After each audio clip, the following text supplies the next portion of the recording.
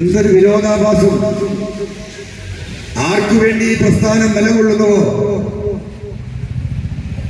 ആർക്കു വേണ്ടി RSSും BJPയുമായി ഈ പ്രസ്ഥാനം എതിരിടുന്നുവോ, ആ നേരിടുന്നവരെ ഇല്ലായ്മ ചെയ്യാൻ. അതല്ലേ ഇന്ന് നമ്മൾ കണ്ടുകൊണ്ടിരിക്കുന്നത്. അവിടെയാണ് ഇന്ന് ജനസമൂഹം മാറ്റി ചിന്തിക്കുന്നു എന്നിവിടെ ചർച്ചയായി. ഞാൻ വയനാട് ഭാഗമാണ്, ഞാൻ മണ്ഡലത്തിന്റെ ഭാഗം.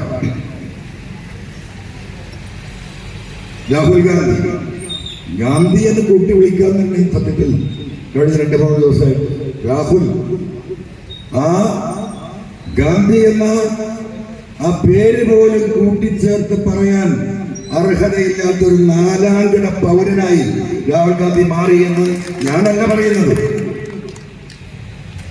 ഇന്ത്യയിലെ ഭക്ഷണം കഴിക്കുന്ന മുഴുവൻ മനുഷ്യരും കഴിഞ്ഞ 2 ദിവസമായി പറഞ്ഞുകൊണ്ടിരിക്കുന്നു. എന്താ സ്ഥിതി? നെഹ്റു കുടുംബത്തിൽ ഇങ്ങനെ ഒരു മനുഷ്യൻ ഉണ്ടാവും?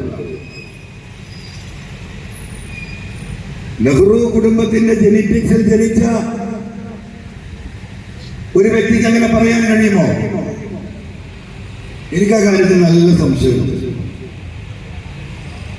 രാഹുൽ ഗാന്ധിയുടെ DNA പരിശോധിക്കണമെന്ന അഭിപ്രായക്കാരനാണ്, യാതൊരു തർക്കമില്ല. ആ ജവഹർലാൽ നെഹ്റുവിന്റെ പേരക്കുട്ടിയായി വളരാനുള്ള ഒരു അർഹതയും രാഹുലിനില്ല. പച്ചയായി പറയുക, ഇനി അത് കാത്തിരിക്കേണ്ട കാര്യമില്ല.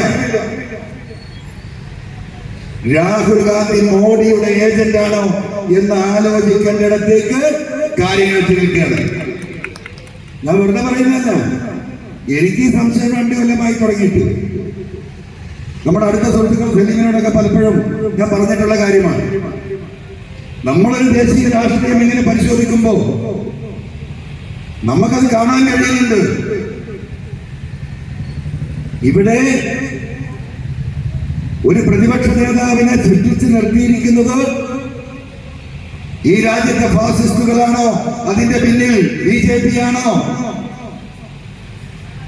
ഈ KC വേണുഗോപാൽ എന്ന് പറയുന്ന 7ാം കൂലിയുടെ കയ്യിൽ ഈ ഇന്ത്യൻ നാഷണൽ കോൺഗ്രസ് എന്ന മഹാപ്രസ്ഥാനത്തെ ഏൽപ്പിച്ച് ഈ നാടാകെ പാർട്ടിയെ ഛിന്ന ഭിന്നമാക്കി മത്സരിച്ച് ജയിച്ചവിടത്ത് ജനം ജയിപ്പിച്ചയച്ച BJPയെ പരാജയപ്പെടുത്തിയ